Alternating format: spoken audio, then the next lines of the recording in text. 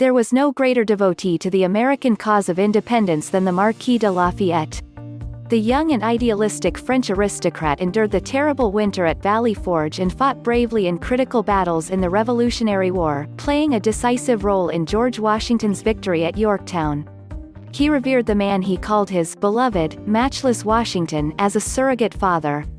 General Washington was just as enamored of the Frenchman who helped him win the war. If you visit the first president's estate at Mount Vernon today, you will see, displayed prominently in the front parlor, the rusted key to the Bastille in Paris that Lafayette sent Washington during the French Revolution, describing it in a letter as a tribute from a missionary of liberty to its patriarch.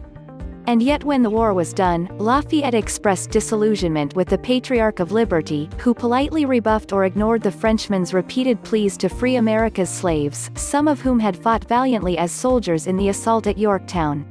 I would never have drawn my sword in the cause of America, if I could have conceived that thereby I was founding a land of slavery, Lafayette later said. According to historian Henry Wiencek's 2003 book An Imperfect God, George Washington, his slaves, and the creation of America. His sentiments came to be used as a rallying cry by abolitionists before the Civil War.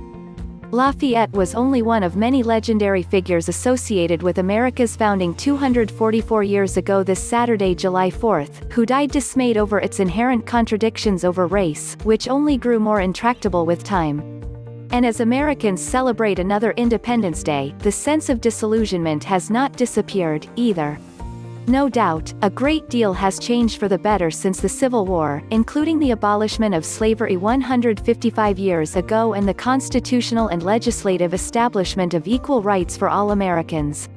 But, somehow, too little has changed in terms of the racial divide that, in a way that is all too apparent after the killing of George Floyd and the resurgence of the Black Lives Matter movement, the founders and their successors not only failed to heal but often to address at all. It did not have to be this way. As some historians now argue, America's racial divisions might have been addressed much sooner. I think there are two great tragedies that come out of the Revolutionary War, said the Pulitzer Prize-winning presidential historian Joseph Ellis, who is working on a new book about the subject. One is removal of the Indians and the other is slavery. I think the removal of Native Americans from their lands was a Greek tragedy. In other words, I don't think it could have happened any other way. The demography was such that it was fated. But I think slavery was a Shakespearean tragedy. That is, it could have gone the other way.